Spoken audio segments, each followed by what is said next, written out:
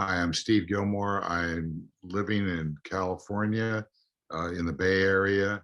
I'm in my kitchen, and Beautiful. I was born in Manhattan. So today I'm asking you about an object that holds a lot of significance. Uh, it's a button. It says "not insane" on it, and it's become a treasured object because uh, shortly after the button was made for a Firesign Theater film that I directed, I went to New York and uh, in order to do a live screening of the film on the radio. I know that sounds weird, but that's what was. That's why I was there. And after the concert, I went down to uh, a guy who was the head of a film company called New Line Cinema, and negotiated the rights for him to distribute it along with Reefer Madness, a film about anti-marijuana film of the 30s, I think. And I left him a bunch of these buttons that said "not insane" on them.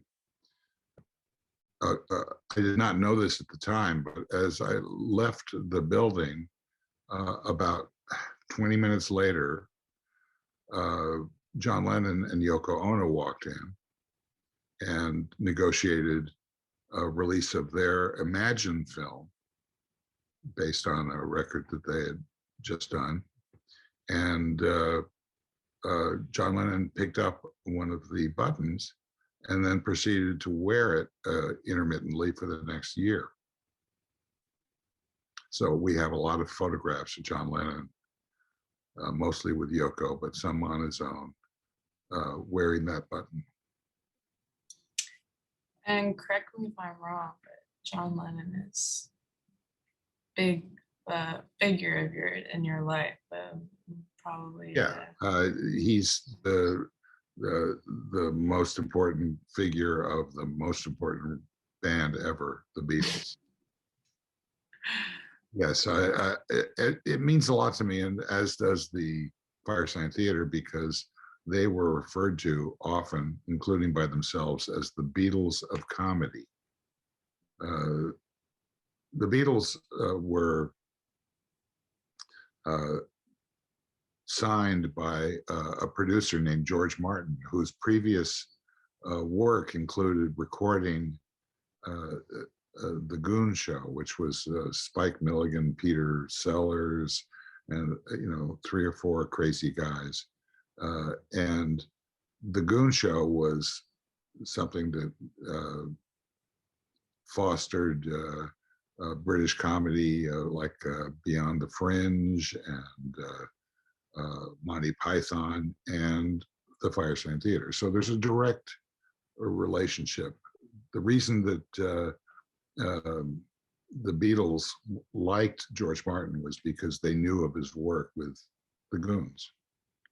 So it's a very circular kind of relationship, and they kind of found objects that inform so much of what I consider to be creative art.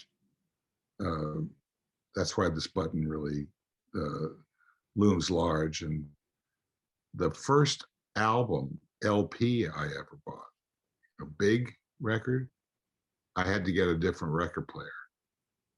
So, and that record was Meet the Beatles. From the beginning, from day one, the Beatles were always my inspiration, and they were the greatest. So there's a film called The United States versus John Lennon, the climax of which is in a hearing with immigration.